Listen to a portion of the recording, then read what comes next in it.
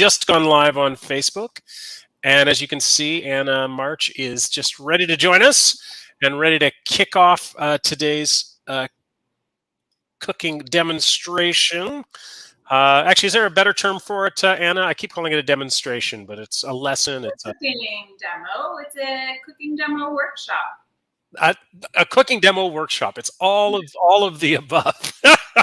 And Anna, actually, I'm told you do these on a fairly regular basis. How do people find out about that if they're interested in that? Absolutely. So I actually teach online cooking classes every Thursday. The audience is largely comprised of our neighbors, people that use the food bank, volunteers, truly anyone. It's open for anyone, but I do provide meal kits for those who are food insecure. And you can check us out. We have a Facebook page. It's called At Home with Anna. You can check out some details through the Parkdale Food Centre website and in socials as well. Yes. Yeah. Well, that's amazing. Okay, well, and that if you like what you see here today, that's where you find out. And remind me, we'll get that link up on the screen, Anna, later on. But for those of you joining us, I have started talking to Anna, but I haven't really properly introduced for those of you joining on Twitter and Facebook. So this is Fork Off at Home in support of Parkdale Food Centre. Wellington West Business Improvement Area is proud to host with Parkdale Food Centre resident chef Anna March. And as I mentioned a little bit earlier, if you're on YouTube, but if you're just joining us on Facebook, she's one of the resident chefs, one of the amazing resident chefs. We've been working with Simon Bell over the years, but Anna's been with Parkdale Food Centre for almost 2 years. And she's a very busy person with 2 kids, 2 dogs, and a marathon running boyfriend who's also a chef. And her big passions are, along with the rest of the Parkdale Food Centre team, culinary activism around food security. She loves teaching, doing the stuff that she's doing here today, and can't wait to find out what you are going to be cooking for us. But just before I ask, I do also want to say this event is sponsored by the merchants of the Wellington West Business Improvement Area. And it is a completely 100% free event. So if you're dropping in, we're not going to ask you for any money to participate. However, we are going to encourage you strongly to donate to our appeal. The Merchants of Wellington West are currently trying to raise money for the amazing Parkdale Food Centre through our Taste the Love campaign. And as you can see scrolling across the bottom of your screen, that's the URL, wellingtonwest.ca, Taste the Love. Lots of fantastic rewards, and it's a great way to sort of both have some fun, support some local merchants and check some stuff out with some great rewards, but also, of course, to support the amazing work of the Parkdale Food Centre, which brings me back to Anna. Tell us a little bit about your work at the Parkdale Food Centre and what you're going to be doing here for us today. Right on. Thanks, Dennis. My work here has been all over the place since my introduction was at the beginning of the pandemic. Largely working food bank, working in the kitchen, doing a lot of food rescuing, cooking for after school programs, and of course making meal kits for my online classes on Thursdays. It's been a whirlwind of a time here at Parkdale, but I've really got comfortable in the online platform of teaching. So that's what we're going to do together today. We thought we would, since we can't have Fork Off in person, we do it live online, and it gives you guys a really cool way to participate with Parkdale and our community. And I hope some of you guys come check out my classes on Thursdays as well. Again, those are totally free. Great. And Anna, if people are starting to get ready at home, so let's say you've just stumbled across this and you're wondering what Anna's going to be doing, what sorts of things should they be pulling together from their kitchen or thinking about getting ready to follow along with what you're doing? Yeah. Today we're doing something really easy because I figured it's Halloween. people are going to want to go trick-or-treating or to other parties later. And so I wanted to do something kind of like quick and dirty, but with a little pizzazz, so we can have a nice healthy-ish meal before we go out trick-or-treating. So we're going to be making nachos today. But we're going to help them up a little bit with lots of fresh ingredients, since that's what we're all about here at Parkdale. So what I would love you guys to do is, if you're going to get your ingredients out, there's a recipe provided. I'm not going to use one. I'm going to just wing it as I cook. So I would encourage you guys to do the same, but get your ingredients out. We're going to make a salsa. So some beautiful fresh tomatoes. I went to the market and got some peppers, some limes, some jalapenos to spice it up. So some salsa. Other component we're going to make a guacamole. So several dips to put on this salsa, or to put on these nachos. And I thought it would be fun because it's green and it's lime. Maybe your kids will eat it, maybe they won't. So we'll serve it on the side. And then to really step it up a notch, I thought we would do something kind of unique, if possible, and we would make a tomatillo salsa. So again, this is something you can keep in your refrigerator for snacking later. You can also totally cheat. I would encourage that too. I've done both. So I got myself a couple of fresh tomatillos, which can be a little tricky to source sometimes. So I found also, I think this is a pretty fancy version of a tomatillo salsa. There's quite a few that are ready-made that are very delicious. So if you cheated, no judgment. It is Halloween and Sunday, and I get it. But for those of you who want to follow along or just see how tomatillo salsa is made, it's actually really easy and very tasty. So I've got some tomatillos here for that. Very cool. So actually, for those of us who aren't familiar with tomatillos, what are tomatillos? So where would you find those in the grocery store? The tomatillos are kind of in the tomato family. And I most regularly find them at Produce Depot. It's pretty consistent that they have them, but you can get them at sort of your fancier grocery stores, your Farm Boys, your Whole Foods, your Herb and Spice, and they kind of look like little baby tomatoes, and they're in a dry peel, which just comes right off. And it's kind of like a really underripe tomato in the middle, but it's got all these delicious little seeds in it, and they're just packed with flavor. So that's what we got going on here. Very cool. And if somebody doesn't have those at home, can they use like tomatoes, green tomatoes? Well, I think they should use, you can buy canned tomatillos, and they would work just fine in this preparation.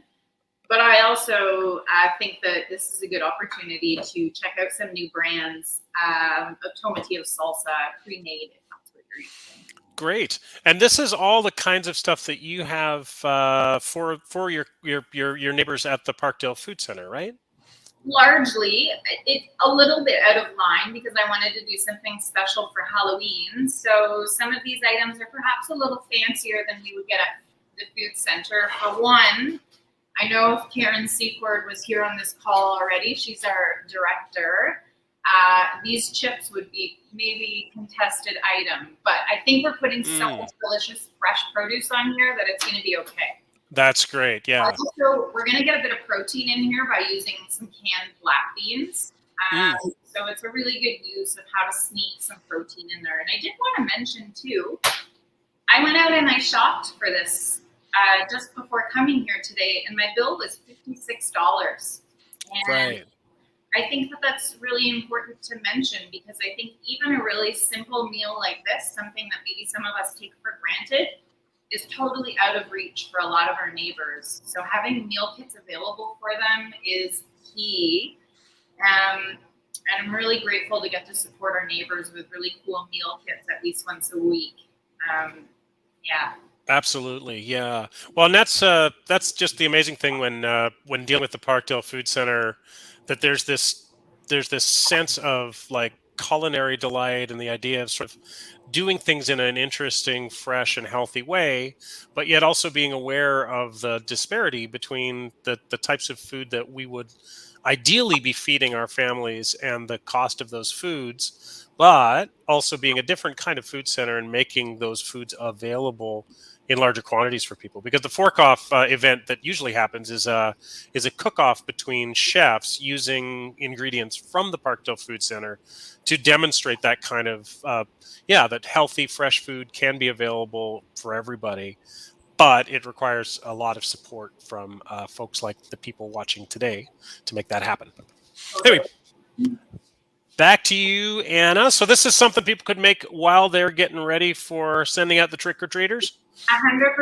It's also something that you can make. You can start to eat, and if you start getting people ringing the door, we can definitely heat it up later. So I'll show you when we get close to the end of the recipes, if you wanted to set it and have it later for dinner, which parts to hold off to the side. So. Great, terrific. Well, let's get started. So which one are you going to start with? I don't know actually. I think what we'll do is I'll start with the Tomatillo Salsa, and you know what? No, I'm going to start with the regular salsa fresca, the fresh salsa. It's basically like a nice salad that we're going to be making and serving with our nachos. And awesome. That way, if you guys aren't making the tomatillo salsa, you can work on your salsa while I'm doing the next step. So perfect. What I have in my bowl in front of me, I've got some beautiful vegetables, all beautiful things that we could get at Parkdale Food Centre. I'm going to start with 2 really big, beautiful tomatoes. I'm just going to move my chips off to the side so you guys can see better. I've got, I'm going to put a sweet pepper in mine just for a little bit more content. I am going to spice mine up, so 1 jalapeno. I also had a poblano. We've been getting a lot of donations of these beautiful poblanos from some of our farmers, so I thought we would include that in the salsa. And I've got a mixing bowl out and ready and a couple of limes to help season this thing. And we're going to start basically doing some chopping work. So this is the heaviest component of this recipe. After this, it's all easy peasy. And what I'm going to suggest we do is we practice our knife skills a little bit. So I'm going to start with our tomatoes. And I've washed them. They're good. I'm going to pull the stickers off here. And I'm just going to cut these into a small dice. So I'm going to use a nice sharp chef knife. And I'm going to slice my tomato in fairly thick slabs. And you can use a bread knife if you find it's easier on the tomato rather than a chef knife. And you know what? I think I might have enough with just 1 tomato because these are really big ones that I have. So maybe I'll just take 1.5. But I want you guys to do as much or as little depending on who you're feeding tonight. So I got a tomato and a half here. And what I'm going to do, I'm just going to, once I have them in slices, I'm going to cut them into strips. And then turn them around. And I'm also going to cut them into little chunks. So just a rough dice. And I find the more attention you spend on the knife skills here, on the nice details of cutting your vegetables, I actually find it does impact the flavor. There's something about it, having a nicely chopped salsa. Tastes delicious. And I'm not bothering taking out any of the seeds just yet, because I'm going to show you what to do about that in the next step. Actually, it looks like my knife could use a little love as well. Removing the stems, and if it's like not a local tomato, you might find that you've got a bit of a core in there that you want to remove as well, which I'm going to do. And continue to slice.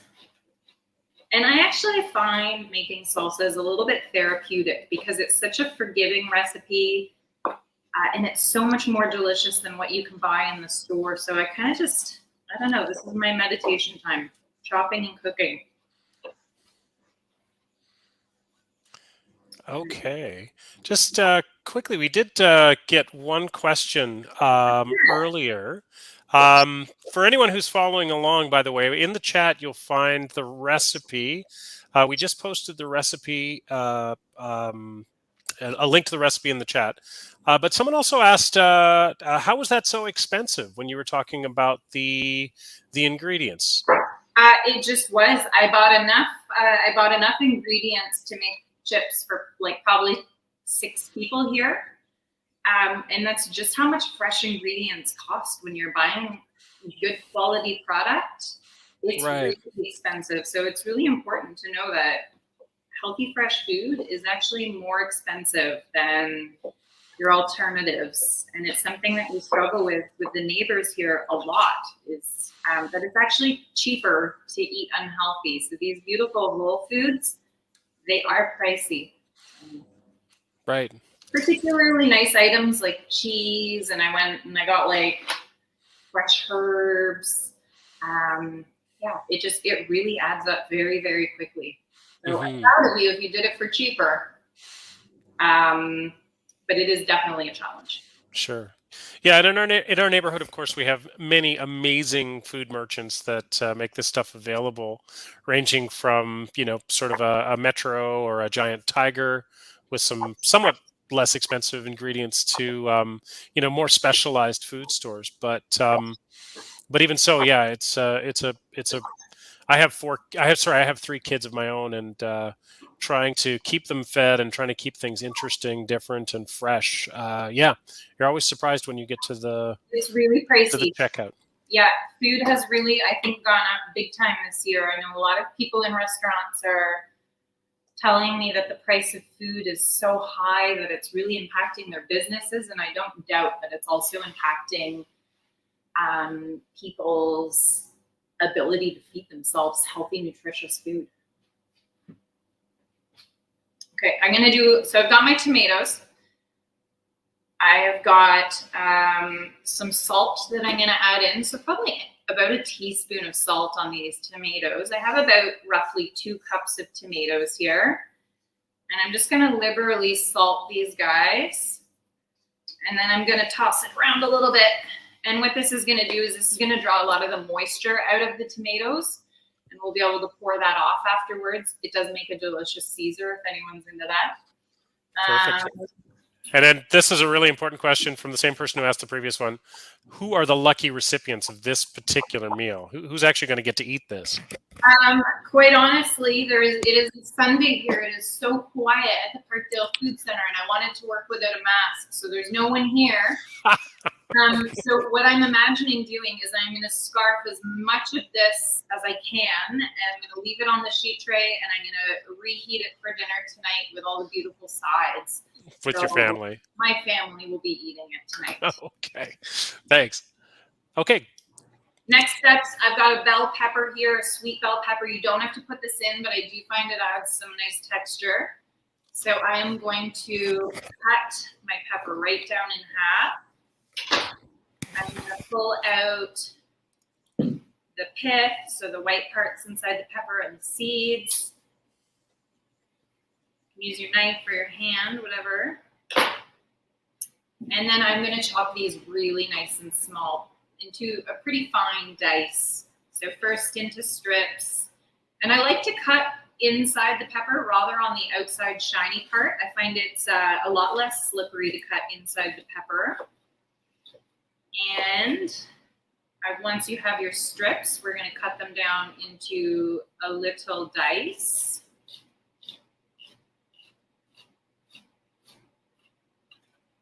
And Dennis, do you want me to move the camera up a little bit so you can keep your banner on there? No, it's okay. It's fine. Oh, sweet.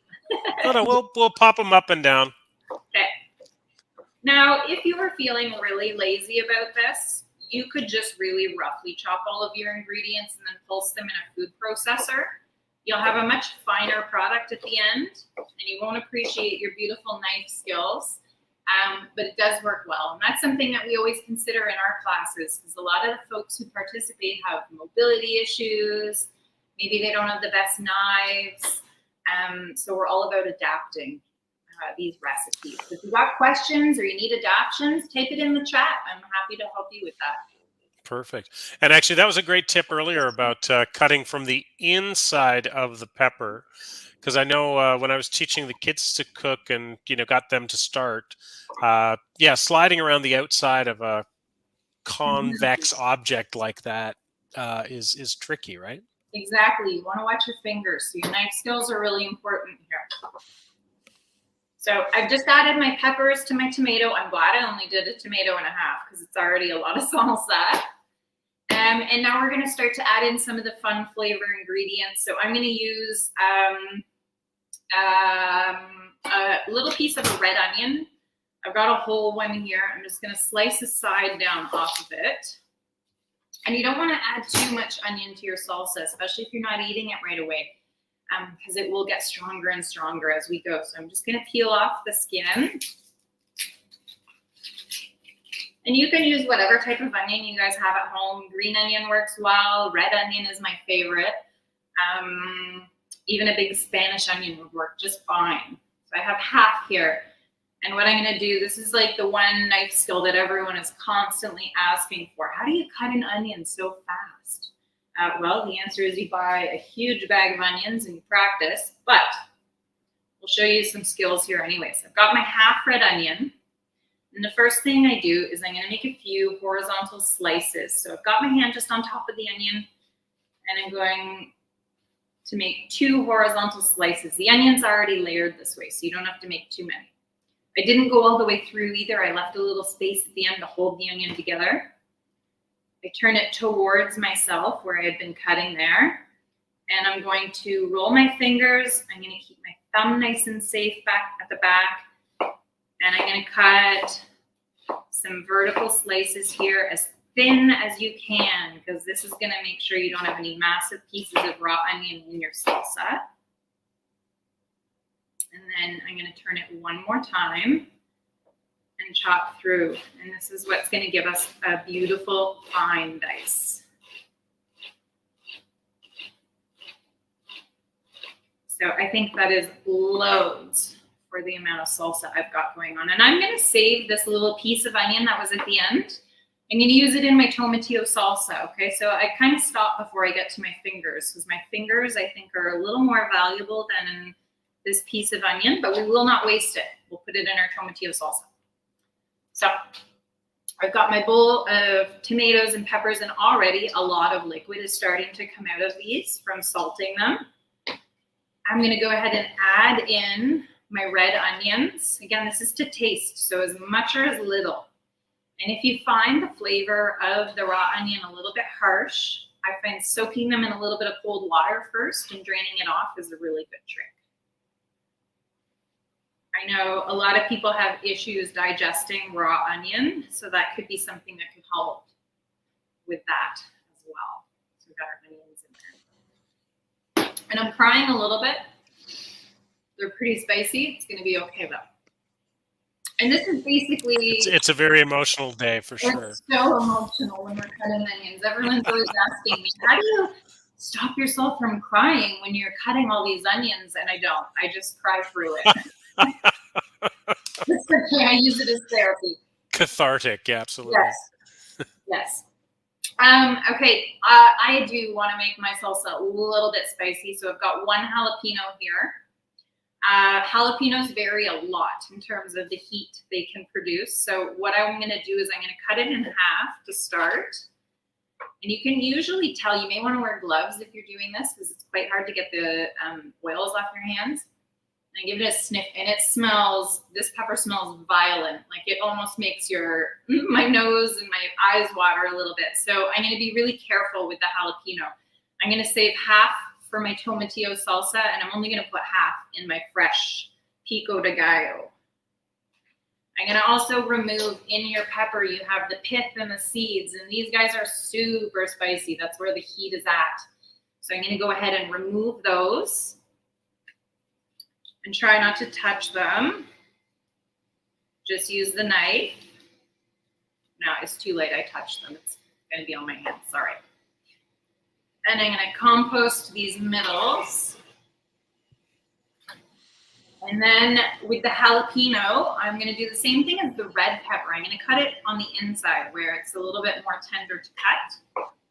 But I'm going to go super small. So I want to keep these really little so that I don't have too spicy of a salsa. And if you've got little kids at home, I would suggest probably omitting this entirely so that they will eat your nachos. Or if they're not going to eat the salsa, it's on the side. You can leave a little bit without the hot peppers in there. But I like it spicy. And have you convinced your kids to like it spicy too? No, absolutely not. Okay, so I've got like really little strips of these peppers, and I'm just going to go ahead and dice through them as fine as I can. So there's no large pieces. And I can feel my fingertips warming up a little bit from this, so I know it is spicy. But if you're not sure, you can always taste a little piece, okay? Because like I said, jalapenos, they can be a 5 or they can be a 10 in terms of spiciness. So I'm just chopping through my jalapeno here to make sure it's really little. Again, this is an item that could go in the food processor. Roughly chop it first so it's not too much for your food processor. And I'm going to go ahead and I'm going to just add those in to my salsa. And I'd love to know how we're doing at home. If anyone is following along live, I'd love to hear if I'm going too fast, too slow. Tell me what you need. I have got it mixed here. I'm going to give it a bit of a shuffle. Okay, you can use a spoon as well, and there's tons of water coming out here. So what we're going to do... Yeah, just quickly, we do have a question here. Do you have a suggestion for tomato-free salsa? Tomato-free salsa? Great question. I mean, I really like corn salsa, so you could very easily substitute corn in here. And that would be damn delicious. Pardon my French. Yeah. That sounds good. Yeah, you could do like a corn and black bean salsa, no problem. Add some peppers in there. So I've got, and actually I can see it's our lovely Brenda Sibla who's asking these questions. And Brenda is one of our more regular online cooking class participants. So hi, Brenda. I'm so glad you joined us. Brenda also takes care of our Facebook page for At Home with Anna. So she's really, really, really familiar with the program and cooking at home. She asks the most wonderful questions. Okay, I'm going to grab a colander real quick out of the shot. I should have done this before. Dennis, don't yell at me, and I will be right back. Okay, so we're going to play the theme music here again. No, you don't have to. I'm back. It was right there. There it was. Perfect. Good. So I've got my colander set up. Oops. And what I'm going to do is I'm going to put my salsa into the colander, and a lot of the moisture that was in those veggies is going to drip out. And so this means that you'll have a really good texture salsa, not too watery, especially if you're eating it tomorrow. And then all that juice that actually comes out the bottom, while it's a little bit salty, it actually makes a damn good Caesar. So if anyone's into a Caesar while you're trick-or-treating tonight, keep that liquid. Okay. Last couple of things we're going to add to our salsa to really jack it up a little bit. We'll move this out of the way so you guys can see. I'm going to add a couple of limes, zest and juice. And I've also got some fresh herbs here. So I've got some beautiful cilantro with the roots on and everything that I've washed up. And you want to make sure you get all the sand out of those. There is nothing worse than sand when you've worked hard to make a beautiful recipe. So I'm going to get my cilantro dry. I'm just going to put it on a little towel here.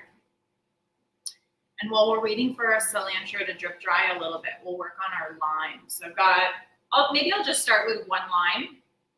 And we're going to use, excuse the sound, we're going to use the zest and the juice. So I'm going to use the fine side of a cheese grater. If you have a microplane or a rasp at home, I would suggest you use that. And you don't want to go too deep into the lime. You really just want the zest, so just the really green part. When you get a little deeper into the lime, that's called the pith, and that can be quite bitter.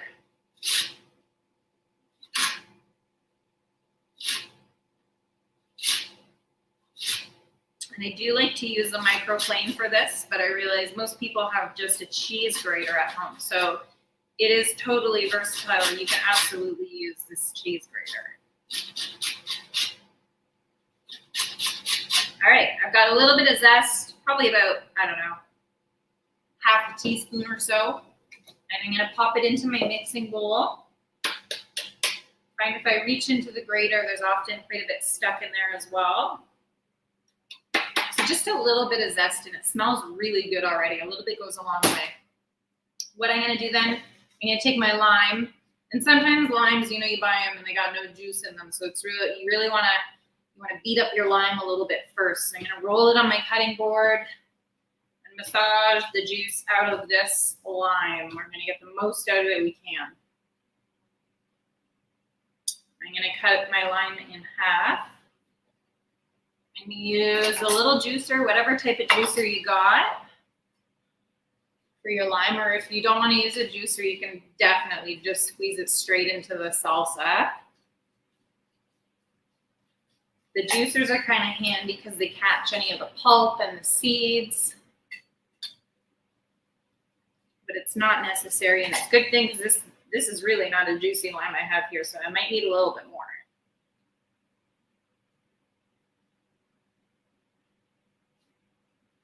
All right, so I've got the juice of a lime, which is looking like a really hefty tablespoon. I'm gonna pop that in my bowl.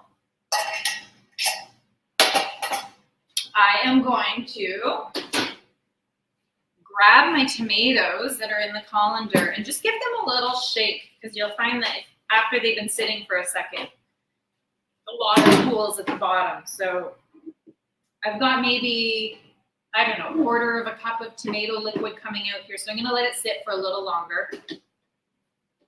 And in the meantime, I'm gonna tackle some fresh herbs for this recipe. So I've got a little bunch of cilantro here.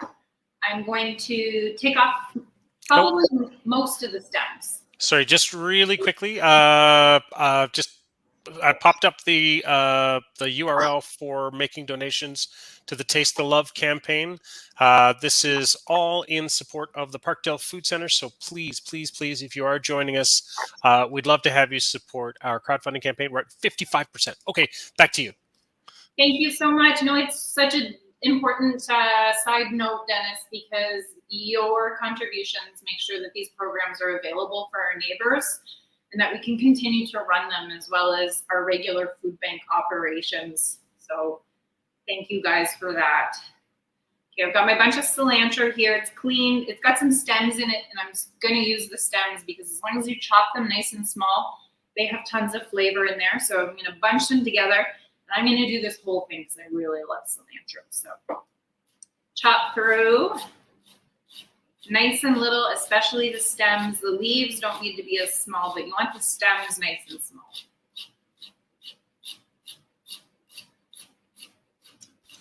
I'm imagining your cooking space smells amazing right now. Yeah, it mostly smells like limes and cilantros, and I'm into it. It's not bad for sure. Less tears, anyway. Less tears for now. I might do some more onions in a minute. We'll see.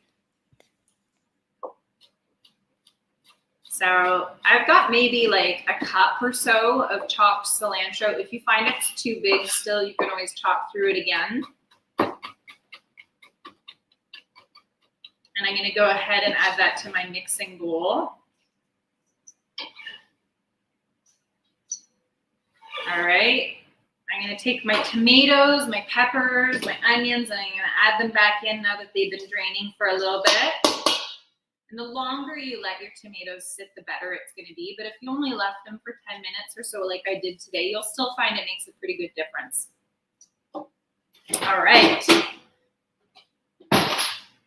So our salsa is looking recognizable now. We've already got salt in here. I'm going to add a little bit of pepper. We've got our lime juice, we've got our onion, we've got our tomatoes, peppers, jalapenos, fresh herbs. Give it a good mix. And then we're coming up to a really important part of cooking, guys. We got to taste it.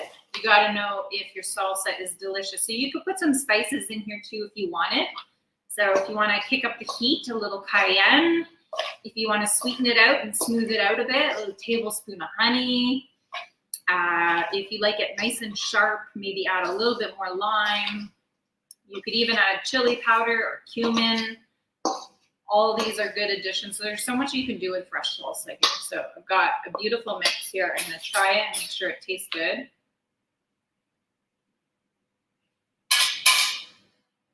It's delicious. And I'm going to let that kind of marinate while we do the other ingredients.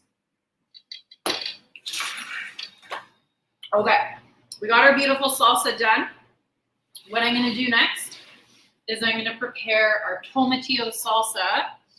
Okay, so I've got all these beautiful tomatillos, more than I need probably, and I'm just going to go ahead and peel the papery outsides off. You may have found them with the paper off already, and that's great. And they're kind of sticky. They're a really cool product. I don't know, I don't get to work with them all the time, so. Peel them up. And then what we're going to do, I'm actually going to char them a little bit. So you got lots of options for charring your tomatillos because I do think they're a bit tastier when they're cooked. I know I'm going to use a cast iron pan for mine, but you could use a barbecue. You could roast them in the oven. You could saute them. You truly have lots of options here. So I've got my jalapenos. Sorry, I've got my tomatillos ready. I'm going to cut them in half so that I can char them really nicely. So they look just like a miniature green tomato. So I'm gonna cut them in half, and this kind of exposes more of the surface of these guys for charring. And you can see when you cut them out, they've got all these little seeds inside, which I think actually add really nice texture to the salsa.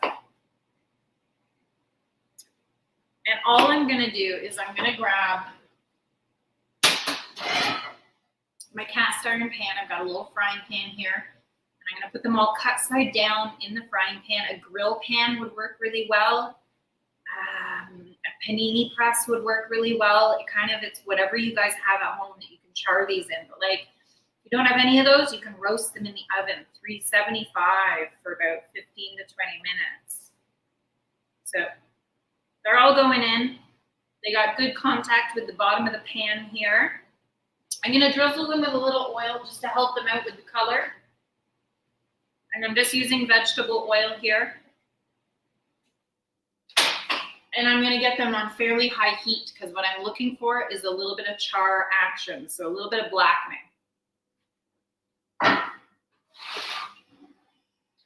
And they're going to be behind me today because I couldn't find my induction burner this morning. So it's really important, guys. If there's a fire in the background, you got to tell me. But I think I'll remember. Okay. I'm also going to add to the pan my poblano pepper. So I'm going to cut that in half. And poblanos are a really nice pepper. They have so much flavor to them, not too much water, and they're not really spicy. So I really like them for this preparation. Bit different from your sweet pepper. So I've cored them out just like the other ones. And I'm gonna maybe chop them, they're in half now. I'll chop them in half again, just so they fit in my pan really well. And we're gonna char them with the tomatillos. If you want your tomatillo spicy, you can add a jalapeno as well. So I'm gonna add mine, because I like it spicy. So the other half of my jalapeno, I'm just gonna take out the seeds and the pith. And I'm just gonna cut my jalapeno piece in half and add it in with the tomatillos on the pan. So I can hear them starting to sizzle away here. And something is happening, which is great. So now essentially we can forget our tomatillos a little bit because we do want to burn them a touch. So we can not think too much about them while we do our third sauce, because we're crazy. We're making 3 sauces for these nachos. It's gonna be the sauciest nachos you guys have ever had.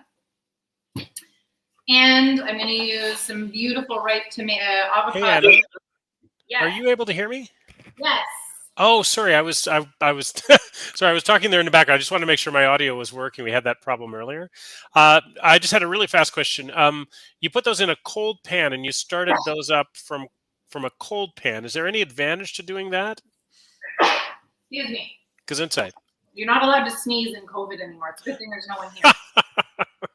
I put them in a cold pan for no reason other than that my pan was cold and I just wanted to get them started. Truly doesn't make a difference if the pan is cold or hot when you start. If it's hot when you start, it'll just go a bit faster. A lot of people, when they char their tomatillos, they do it dry as well, which means no oil in the pan. So both of those are kind of good options. So great question. Yes, it didn't really matter what temperature the pan is at. If it's colder, it's just going to take longer to char them. If your pan's preheated, you're ready to go. So I've got some avocados here. 3 nice, beautiful, ripe avocados. And the trick for buying these is I actually pull the little belly button seed out of the avocado.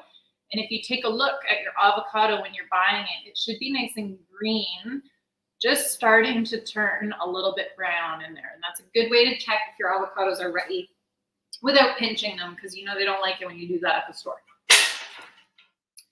So we're gonna take, I'm gonna use 3, and I'm gonna take my chef knife and go all the way around our avocado because there's a big pit in the middle. Okay. I'm gonna do all 3 like this. And by some miracle, it seems like I got 3 really nice ripe avocados. Okay, and I'm going to give them a twist to open them. I got 1 that looks perfect, 2 that looks perfect, 3 that look perfect. And we're going to get the seeds out, but I would like to prevent what is known in the emergency room as avocado hand. Don't do it. Okay, so a lot of times when I'm at home, I'll take the avocado in my hand and I'll crack the pit with the knife and then twist, and it comes out quite easily. Okay. One of our volunteers here is a nurse, and she was telling me that actually one of the more common emergency room injuries is avocado hand, where the knife goes all the way through. So be really, really careful when you're doing this. A good alternative to doing it in your hand would be to do it on the table and then twist it. You guys do you, just do it safely. And then depending on your avocados, sometimes it's easier to grab a spoon and to scoop them right out of the skins, and you can pop the flesh right into a mixing bowl. Sometimes it's easier if you cut your avocado into like quarters, and then you can peel back the skins.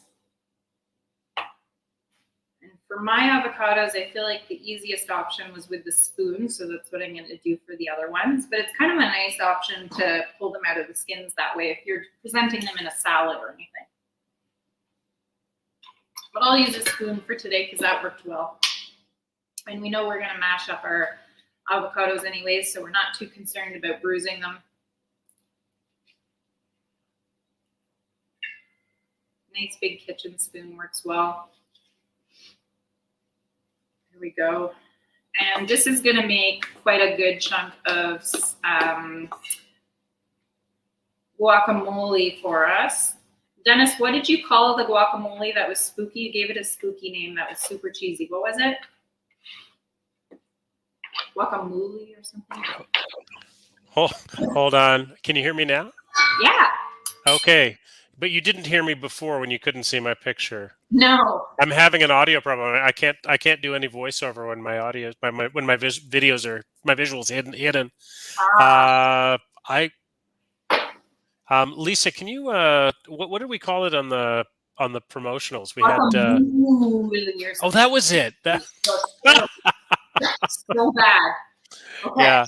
Well, my question though is when if you've got a bag of guacamoles and you're trying to figure out which ones are going to be better to cut and which ones aren't, how can you tell if a guacamole is more ripe or more So usually for avocados, to tell if they're nice and ripe or not, I mean, the easiest way is by feel. Give them a little pinch, you know, and you should have a bit of give to your avocado, but not too much. But alternatively, I'd like to take the little, the top where the stem was, there's a little pit that's in there, and you can just pull it out, and it exposes a little bit of the avocado underneath. So if it's nice and ripe and green and not turning brown and not rock hard, those are your keys. But sometimes I buy a big bag and then I put 2 in a bag with a banana and the rest are for later. You know, That's great. Eat the ones that are ripe. I really like, they have the perfectly imperfect ones. Have you seen those? Where you get a big bag of them and some are good and some are not. It's a gamble, but it's cheaper. So okay. That's what I usually do. And then I just pick out the ones that are softer to touch. That's great. And you can take a peek inside. That's amazing. Okay. I have to remember that. Okay. I got my avocados. I'm going to add a little bit of salt just because it helps to break up the avocado because the salt is a little bit abrasive. I'm also going to put in, I know we did this for the salsa already, but I'm going to put a little bit of zest. So a little bit of lime zest in. I don't think you can have too much lime zest in this, honestly. It's like a powerful, bright flavor for this really rainy day. So this will wake you up. Just a bit. And I'm going to add some lime juice too. And the lime juice, it tastes delicious with the avocados because they're very rich and fatty. So some acidity to cut through and balance. But also it stops your guacamole from turning brown and oxidizing. Okay, so cut this guy in half. I'm not going to use my juicer. It wasn't very effective. I'm just going to go straight into the bowl here. This is how I would have done it anyways at home to save a dish. I'm going to do the whole thing. I got about a tablespoon or 2 of lime juice going in here for 3 decent-sized avocados. So I've got my salt, I've got my lime juice, my lime zest, and call me crazy, but I like a little bit of raw garlic in this. I feel like it's Halloween, so it's appropriate. We're going to eat some raw garlic, keep these vampires away. I'm going to cut the little stem end or the root end off, put the whole thing under my knife, give it a smash to get the peels off. That's the fastest way I find. And then we're going to mince our garlic, really crush it well, mince through nice and small because this is going to be raw, so we don't want too much. And then a trick that I learned actually in my cooking class, I learned it from one of the participants, is with the garlic. If you take a little bit of your salt, any kind of salt here, I've got kosher here, I think. I'm going to put about half a teaspoon right on top of my garlic. And then what I do is I pull the garlic under my knife, so I'm really squishing it. And I find that the salt, because it's so abrasive, it really helps get traction to break up the garlic, so you end up with a real paste, which is kind of nice and very flavorful. And this smells really good. So it's kind of neat to see. You know, I've been cooking for like 15 years or so, and I'm still learning things, and I'm learning them from my students. So it's kind of fun. That's fantastic. I actually didn't mean to come on the screen. I'm just playing with settings because my audio is not working when you're not there. No, but you just need some attention, Dennis. It's okay. That's all it. Well, I did wear this cape today, so I think I might be projecting vampire. I think I got to speak up for vampire kind when you're doing these garlic things. Sorry, man. It's too late. It's a good thing we're not in the same room. Okay, I just shoved the garlic in there, some salt, some lime juice, that's it. And then I'm going to use a fork to mash my avocados. But you could use a potato masher. If you wanted them really smooth, you could use a food processor even, but I like a little texture in here. So I'm just using a fork to smush my avocados. And if your avocado is less ripe, you'll notice this will be a bit more challenging for sure. Squish it up. And I'm going to leave it chunky for its texture. But you guys at home, you do you. If you want it perfectly smooth, Guacamole, you can definitely use a food processor.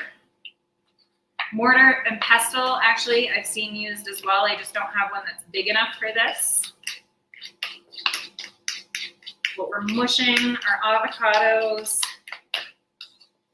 And I'm glad I used 3, actually, because it doesn't yield very much. And I feel like I can eat a good amount of guacamole. Okay. So we have these roughly mashed, and then now's where you can get a little creative with your guacamole. So this is the baseline: the lime, the salt, the garlic, the avocados, and you can dress it up or down, okay? So if you want to add jalapeno, tomato, more lime, a little bit of fresh herbs, you guys can do that. I'm going to leave mine naked, just like this, because I put a lot of flavor and thought into the salsa. Okay, and one thing I do with my guacamole is I like to cheat a little bit for richness, and also I find this helps keep the color quite nice. So I have some sour cream, which I planned on serving with the nachos. And I'm going to add in a big heaping spoonful of it to my guacamole. And I find this really adds some richness to it, some sourness to it, and it also stretches it a little bit further and prevents it from oxidizing as well. Very cool. I'm just going to chime in with a quick reminder again. For anyone watching, please feel free to put questions in the comments at any point. We'll pull them up and share them with Anna when we get a second. I would love to hear your questions, guys, or your comments, even if it's just about Parkdale or the program or Wellington West. We want to hear from you. I feel sad because normally when I'm teaching on Thursdays, I have everybody in front of me and I can see you guys cooking with me, but I can't see it today, so I want to hear your comments. Well, and I'm kind of regretting that I chose to be in a separate location because there's all that really good-looking food there, but not here where I am. Sorry. Maybe I'll deliver. Maybe. Probably not. Don't get your hopes too high. It's okay. So I've got my guacamole. I'm going to give it a quick taste. Nicely salty. Nicely sour. Perfectly garlicky. I'm not going to change it. I think it's really, really good. So I'll set that out of the screen for now. And we're going to start to get set up for the main event here. So I've got a sheet tray, like a regular baking tray that you would use at home. And if you don't like doing the dishes, I would recommend highly putting some parchment paper or a Silpat on there.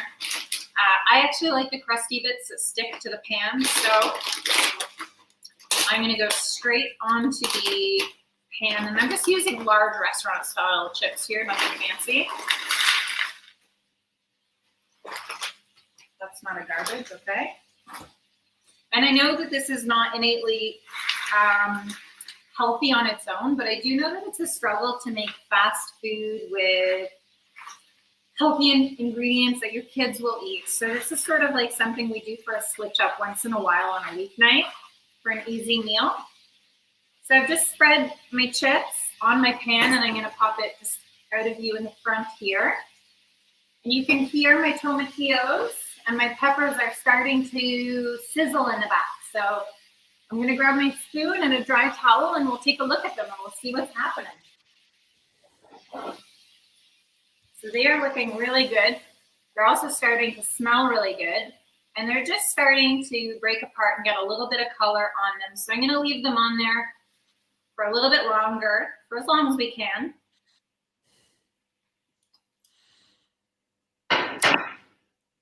Those look fantastic. We do have a question, though. How else could people help Parkdale Food Centre?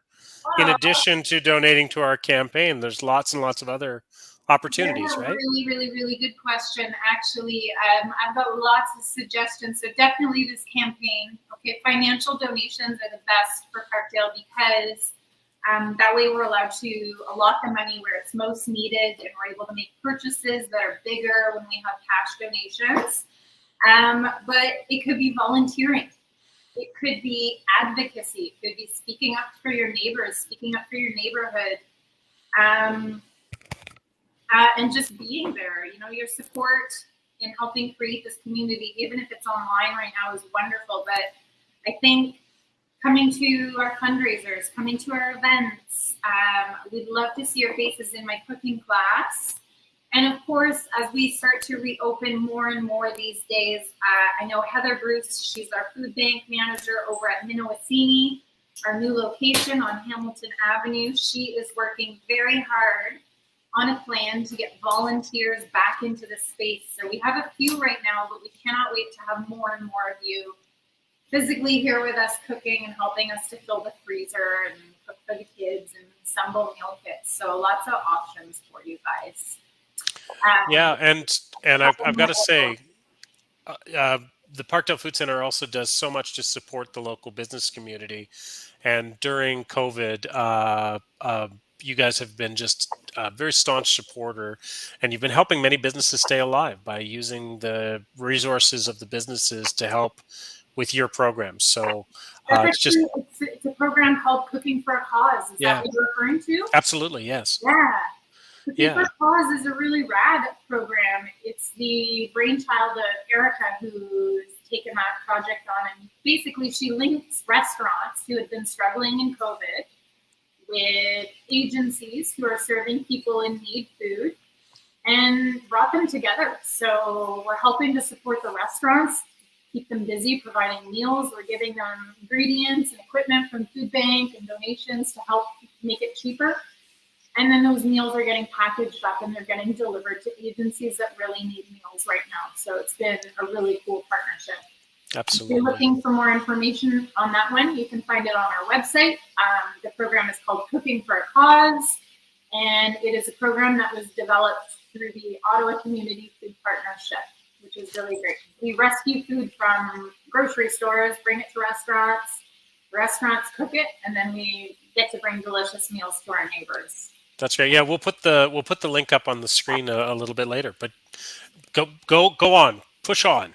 Oh, I was gonna also say, if you're living in this neighborhood, we have a really cool thing happening right now. Since we've moved Food Bank out of 30 Rosemont and over to 5 Hamilton, there's a lot of people knocking on the doors here for food still. And so if the doorbell hasn't rang already while I've been here, actually, the need is really great. And not everybody knows that Food Bank has moved. So we have a community fridge outside, and I would encourage anybody who lives in this neighborhood who maybe has too many ingredients in your fridge, or you have the ability to maybe spend a little bit more on your grocery shop and get some items for us.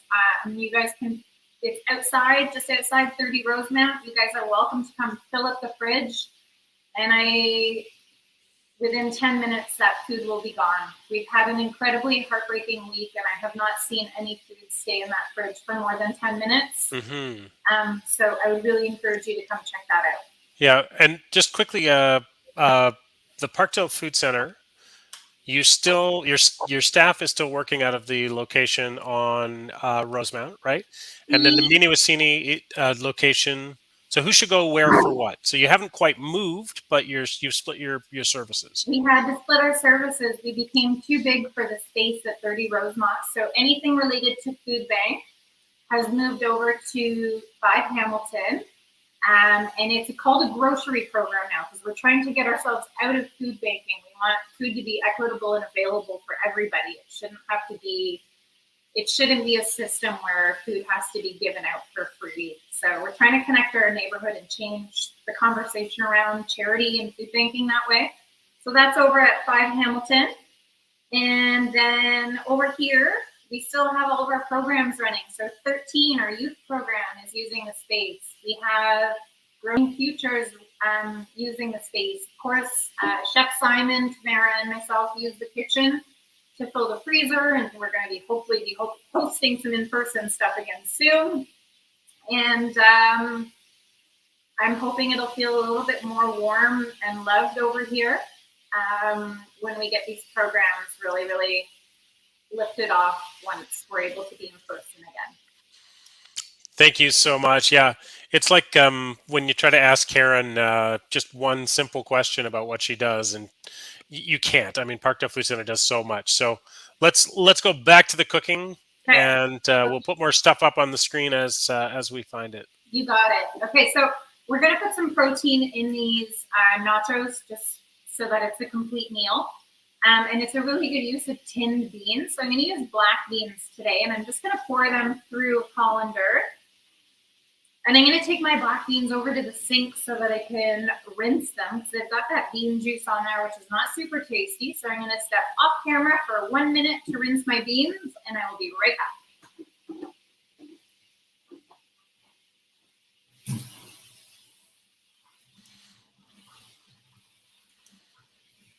Yeah, we'll quickly throw up the. I'm looking for the Cooking for a Cause link that I'll throw up on the screen right now. Right on. Okay, I got a can of black beans rinsed here. I'm gonna go ahead and I'm gonna sprinkle some of them right onto the chips. I'm not gonna bother seasoning these or frying them. I'm just gonna put them on straight up raw. Maybe not the whole can, depending on how many you're making and how much you actually need this to be a complete meal and how much you just want it to be a delicious afternoon snack. So I've got some black beans on there. I am going to grate up some cheese. My favorite cheese for nachos is actually probably Monterrey Jack, but I've got some marble cheese here that works really well. Anything that's going to melt really well and has some nice flavor to it. And I'm going to go ahead and grate up the whole thing because I truly don't think you can have too much cheese on nachos. It's impossible. Everyone's always fighting for the cheesy bits, right? So we're going to grate that up. Yeah, maybe the whole thing is going to be too much. We'll see.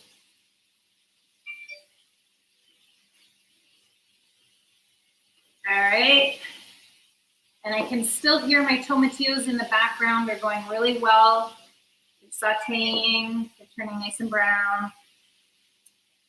I've got half my block of cheese here, which is probably about, I don't know, just under 2 cups of grated cheese. And I'm going to use that to do the first layer on the nachos. And now when I'm making my nachos, I actually prefer to not put too much stuff on them, but to serve the stuff on the side. And the reason that I do that is I find that they do get quite soggy if you try and put your salsas right on right away. And I'm not a big fan of that. I'm a big fan of like the crispy nachos. So we're gonna leave just cheese and beans for now. And I actually think half the brick of cheese is probably gonna cut it. It was crazy of me to suggest the whole thing. That's okay. And we're gonna set this aside. So I'm just gonna pop this behind me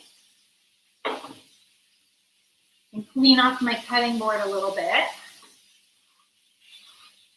And I'm gonna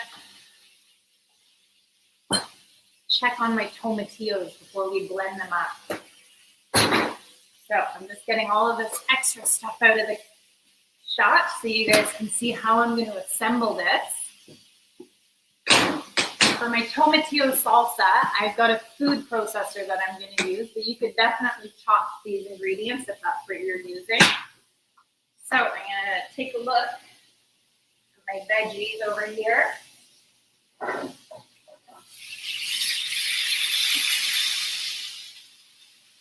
And they look really good.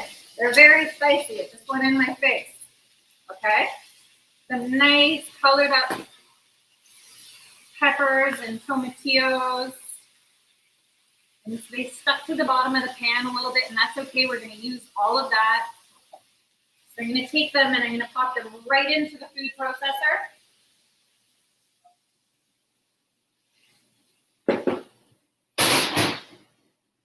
I am going to add a little bit of lime juice to my food processor, so maybe half a lime, because we already have a lot of lime in the other stuff. I'm gonna add a really healthy pinch of salt. I am gonna add 1 clove of garlic, just to be sure there are no vampires.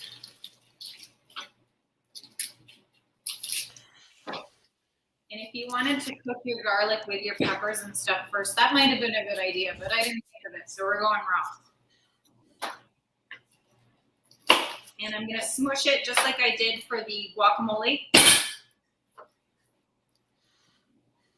And I don't need to worry so much about chopping this one up because I am gonna be putting it in my food processor.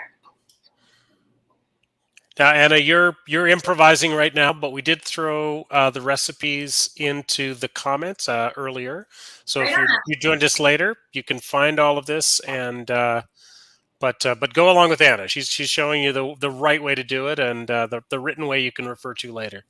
It's totally impossible for me to follow my own recipe and cook. I always teach from the heart when I'm teaching these cooking classes, and I think that's what makes them good, is that they're very real, they're interactive.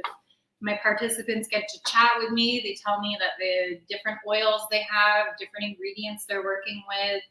So that's kind of how I like to roll, but it does require a little bit of trust from the viewer's point of view. So you do have your recipes if you're feeling nervous.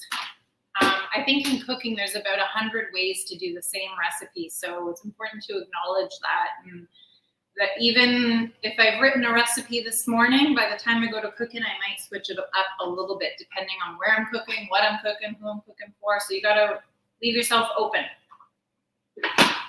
I'm gonna put the lid on my food processor and it's gonna get a little bit loud. I'm just gonna pulse it until I have a puree.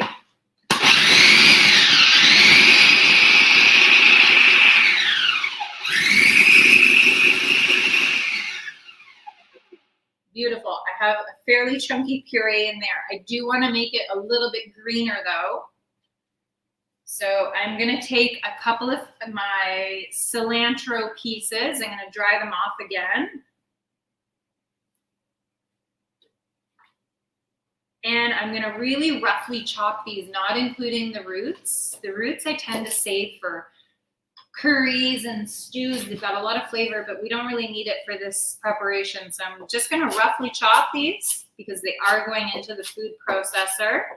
And the other thing that adding your cilantro does is it really makes your sauce bright green, and I find the flavor is delicious. So I'm going to go ahead and chuck that in. While I have my food processor open, I'm also going to grab just a spatula and wipe down the sides so that I make sure it's blending evenly.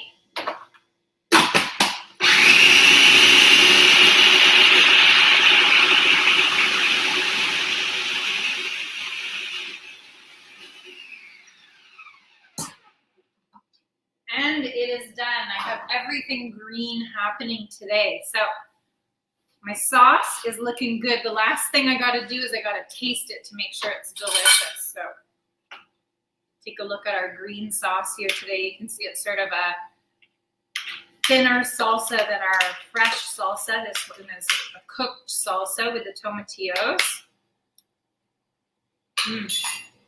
Oh my God, it's really good. I don't know why I'm so surprised. I just made it and saw everything that went in there, but it's really tasty. And again, no fair because I'm not there. So I'm so sorry, Dennis. I'm so sorry. There's so many nachos. I can't eat them all. I know it's been fun to watch those. Okay, so we're pretty much ready, guys. We've done some really good work here. We've got our tomatillo salsa. We've got our beautiful salsa fresca. And then we've got our third condiment here, our guacamole, as he called it. And now this is a little bit of a presentation. So what we're going to do, we're going to preheat our oven to 375 and turn that on. We're going to get our chips ready to go into the oven. And then I'm going to just go get a couple of bowls to make this look really beautiful for presentation wise, because I'm just going to serve this whole thing right on the table and have my family shred it. But for you guys, if you want to make it look really attractive, we're definitely going to do some placement of our sauces here. So I'm preheating my oven. I'm going to go very quickly off screen and grab 4 little containers to put our beautiful sauces in for presentation purposes, and I will be back. That's great. Thanks, Anna. And thank you, Brenda, for providing that more direct link to the what's going on with the Parkdale Food Centre. Sorry if we created any confusion earlier on, but hopefully that's clear. Parkdale Food Centre has not moved, has not changed. They're still operating in the neighborhood. They just have expanded, and that location on Hamilton is where most of the grocery kind of drop-in We're calling it a service. grocery program, but it is essentially still food bank for the time being. Exactly. Yeah. So they're doing even more, and they've got some more great plans going forward. It's the old Beyond the Pale or Jamari Coffee House space for those who are familiar with the neighborhood. Okay, I'm gonna go ahead. My oven heats really, really quickly, so I'm gonna go ahead and put my chips with my beans and my cheese in there.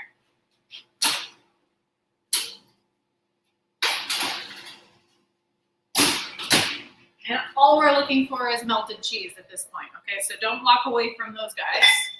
I'm gonna get another little bowl for my guacamole. Use my spatula to get that in there. Excellent. Good. So we have one comment coming in that there may have been some taste tests happening already. Yes. So not just you, there's other places where yumminess is happening. Oh, I'm really glad to hear that. I would actually really encourage you guys to post your pictures too. I think Dennis is going to offer you somewhere to post those, but I also want to offer you guys to join our Facebook page at Home with Anna. Sure. Check out our socials at Parkdale Food Centre and tag us if you've made some very spooky nachos. We want to see them. So get your costumes on, get your pan of nachos out, and I want to see some really, really great pictures. Okay, that would make me really happy, guys. Yes, please. Yeah, put them in the comments for the Facebook video. But actually, we do have one more question from Brenda. To make it healthier, would you recommend using tortillas and baking them? And would Karen approve of that? Good question, Brenda.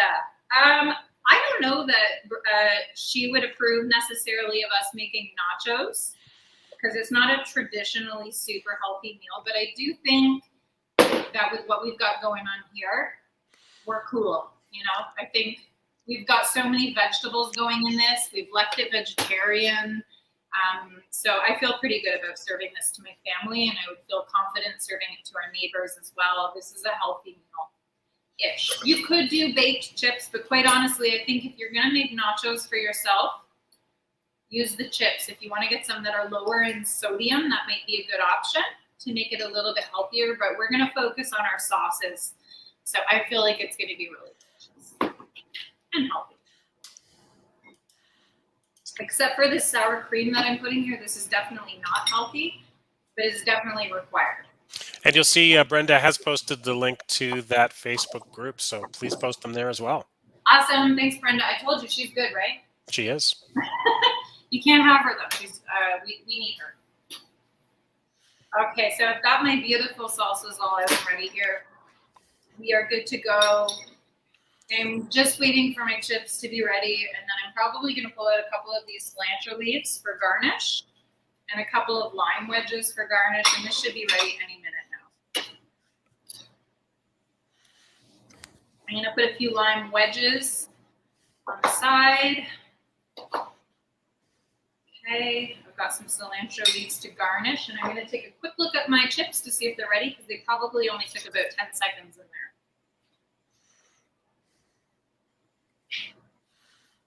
Not quite. They're well on their way, though. So we'll give them another 2 minutes, and then we will be ready to dress them. Great. So how many more steps do we have to go? Anna, where are we in the process now? We're at the eating step. We're at the okay. Everybody's favorite. For dinner later, maybe hold off on toasting your chips. Keep all your salsas ready to go. Make a beautiful platter like I did here. And just turn your oven on when you're ready for dinner. But if you're like me and you're probably going to eat them right now at 3:30 because you know you got to go trick-or-treating at 5, that's acceptable too. Absolutely. Yeah, that was the conversation we had at home about how do we eat early enough so we don't have kids running out the door before the end and keep them happy on their way out the door. I think this is a good afternoon snack. It's somewhere between an afternoon snack and dinner, so you can call it either or and have it be great.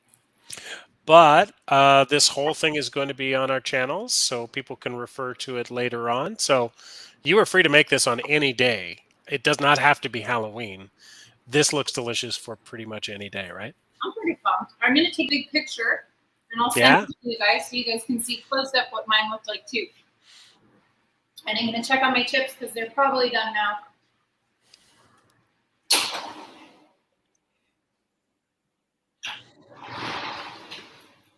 All I am looking for on these chips is that they start to get a little bit of color. And we don't want to melt our cutting board, so I'm going to grab a towel to put underneath. And our black beans, a lot of them have exploded, which is good. That means they've heated all the way through. We've got our cheesy chips. I'm going to garnish it with a little bit of cilantro, fresh cilantro. And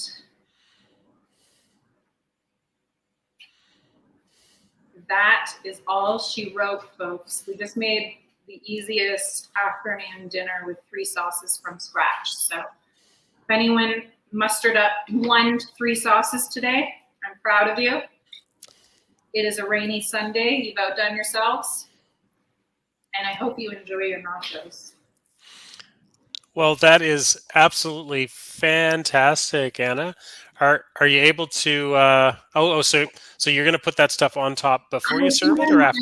I might put mine on top. I want to decorate. I want to play. I want it to look a little pretty. So I'm going to go ahead and put a couple of my sauces right on there. And that was an interesting point you made earlier about not doing all of that stuff before you put it in the oven because it gets all soggy. It never works out when you try and bake it with this stuff on. So you can either garnish or serve them separately. Yeah. That's fantastic. And it looks great from here for sure. A little bit of the salsa verde, a little bit of the salsa fresca. Very nice. Nachos well done. Oh, that was an attempt to zoom in, but... Oh, I can. I'll zoom it in. Don't worry. Hold on. Okay. Here, actually, you want to look at her. You don't want to look at me. Okay. So here we go. Our beautiful nachos. Ooh. Freshly topped, beautiful ingredients, smells delicious, is relatively healthy, and we slammed that out in under an hour. So a lot of these sauces too we can keep. You know, our salsa will keep for 1 to 3 days. Our tomatillo salsa will last easily a week in the fridge. Our guacamole, not as long, it will oxidize, but still tastes delicious. And then our sour cream, obviously, you can just add that on at the end. That's great. Well, I think if this were a stage show, this is where we would ask the audience to applaud, and we would ask you to take a bow for your performance today. There we go. Very graceful. Well done. Thank you so much, Anna. Really appreciate your time this afternoon. And that looks delicious. And for everyone tuning in, thank you for joining us here on this Sunday afternoon. I'm Dennis Van Stelden from the Wellington West Business Improvement Area. Very proud and happy to support the Parkdale Food Centre. You can see at the bottom of the screen scrolling across, that's the link if you want to donate to our crowdfunding campaign. We're at 55% and another few days to go, so we'd love to have your support on that to help Anna and Simon and Karen and all the amazing people at the Parkdale Food Centre do the great work that they do. And quick thanks to Meredith there at your team for helping us get this set up. Thank you for Lisa from my team for providing some tech support and backup today on this call. And thank you to you for joining us. And we wish you all a happy Halloween. Any final words there, Anna? Any? Just a huge thank you for being here and for thinking of us. And I hope you guys think of our neighbors in these weeks coming up, and maybe think about supporting them however it can be, whether it's with some time, financially, through our outdoor fridge. Everything is appreciated, and I know the neighbors are grateful to have us. So thank you so much for making it possible. That's great. And shop local. We have the most amazing neighborhood with the most amazing resources of all kinds. Whether you are looking for an evening out to go dining, whether you're looking to support an amazing organization like Parkdale Food Centre, bringing food security to everyone, or just hanging out and looking for a place to buy your Christmas gifts coming up. All of that's here. Thank you so much, and have a great day, everyone. Happy Halloween, guys. Happy Halloween.